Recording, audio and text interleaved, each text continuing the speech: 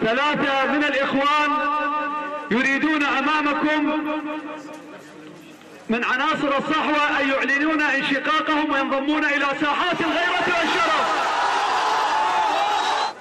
أعلن أمامكم أنا وأخوتي براءتنا من قوات الصحوة التي ننتمي إليها، من قوات الصحوة التي ننتمي إليها، وذلك تضامنا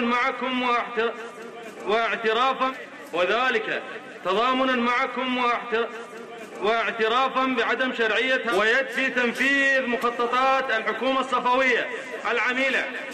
وكوننا أبناء عشائر لن نرضى أن نكون قتل مأجورين بيد أعداء إخواننا، ونشهد الله والحاضرين إننا راجعون إلى